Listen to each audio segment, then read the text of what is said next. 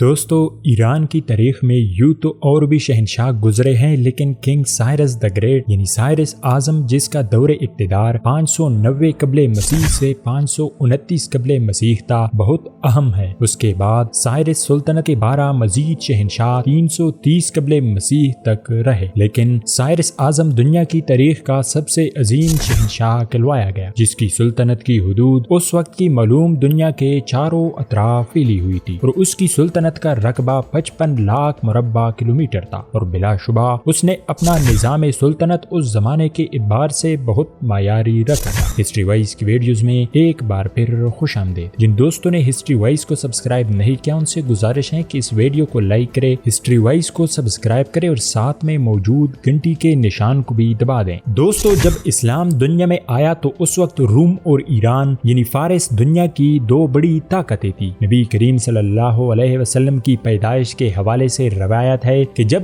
آپ صلی اللہ علیہ وسلم کی مکہ میں ولادت ہوئی تو ایران کے مرکزی آتش کدے میں جو آگ مسلسل صدیوں سے روشن تھی وہ اچانک ایک بار بجھ گئی تھی، اور ان کے مذہبی پیشوا یہ سمجھ گئے تھے کہ دنیا میں اللہ تعالی کا نبی آ چکا ہے۔ پھر ایران سے روحانی رشتہ یا تعلق اس وقت پیدا ہوا جب ایران سے ایک آتش پرست پیشوا کے ہاں عاشق رسول صلی اللہ علیہ وسلم حضرت سلمان فارسی رضی اللہ عنہ پیدا ہوئے۔ دوستو، جوان ہونے پر ان کے دل میں اللہ تعالیٰ نے تلاش حق کا نور جگا دیا۔ انہوں نے تلاش حق کے اعتبار سے ایران چھوڑ کر شام کا سفر کیا، جو اس زمانے میں عیسائیت کا بڑا مرکز تھا، جہاں وہ عیسائی مرکز میں گئے اور عیسائی مذہب کو قبول کر لیا، مگر یہاں کا سب سے بڑا مذہبی پیشوا بددیانت اور برا انسان تھا، جبکہ اس کا نائب نیک ایماندار پیشوا تھا۔ اس نے حضرت سلمان فارسی رضی اللہ عنہ سے کہا کہ تمہیں اللہ تعالیٰ کے سچے نبی کی تلاش ہے تو میرے علم کے مطابق وہ سچے نبی دنیا میں آ چکے ہیں، اور پہچان کے لیے 3 نشانیاں بتائیں۔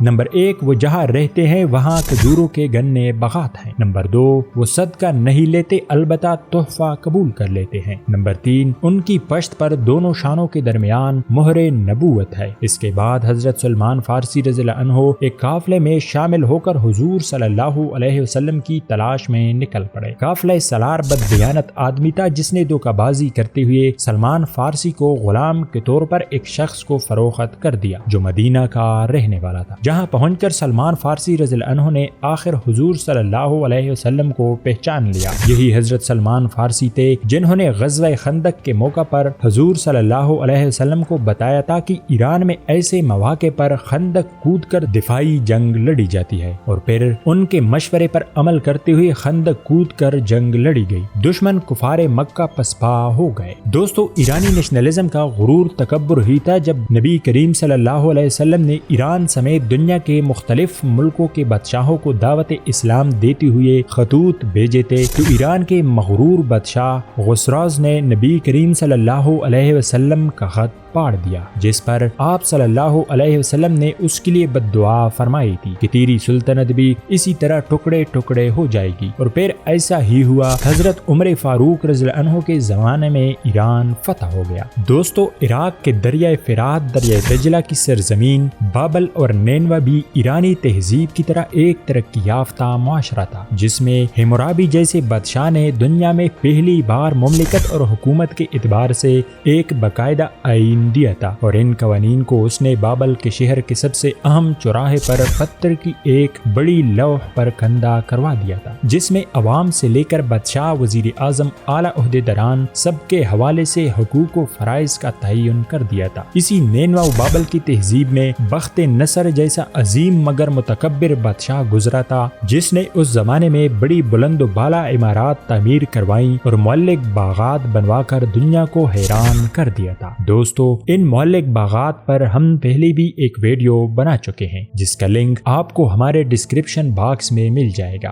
دوستو، اس نے بڑی فتوحات بھی کی۔ فلسطین کی فتح پر اس نے 40,000 سے زیادہ یہودیوں کا قتل عام کیا، اور باقی یہودیوں کو فلسطین سے پکڑ کر عراق لے آیا اور ان کو جلا وطنی میں یہاں نہایت ذلت امیز زندگی گزارنے پر مجبور کیا تھا۔ بخت نصر جو دہریہ تھا، اس کے بارے میں روایت ہے کہ جب وہ اپنی طاقت اور اقتدار کے نشے میں بدمست تھا تو اس نے غرور میں کہا کہ کوئی جو اس کا مقابلہ کرے۔ اسی وقت ایک غیبی ہاتھ سامنے آیا اور اس نے دیوار پر لکھ دیا کہ تیری سلطنت کا زوال لکھ دیا گیا ہے۔ آج دنیا کی ہر زبان میں یہ ضرب المثل یعنی نوشتہ دیوار استعمال ہوتی ہے، اور حیران کن بات یہ ہے کہ ہر حاکم وقت بخت نصر کی طرح اس کو نظر انداز بھی کر دیتا ہے۔ شاید اللہ تعالیٰ کو یہی منظور ہو۔ بہرحال بخت نصر کے مقابلے میں سائرس اعظم عظیم انسان تھا، اور تہذیبی اعتبار سے اسے غالباً حمورابی کا ہم پلہ قرار دیا جا سکتا ہے۔ دوستو، اسی طرح ایران میں سائرس سے قبل زرتشت ایرانی یعنی زرتشت مذہب کبانی جسے پارسی یعنی آتش پرست اپنا پیغمبر مانتے ہیں 628 قبل مسیح سے 551 قبل مسیح رہا۔ شروع میں اس کے مذہب کی بہت مخالفت ہوئی۔ 628 قبل مسیح میں شمالی ایران میں پیدا ہونے والے زرتشت نے 40 برس کی عمر میں شمالی ایران کے بادشاہ دشتا پاسا کو اپنا ہم خیال بنا لیا۔ زرتشت 77 برس کی عمر میں انتقال کر گیا۔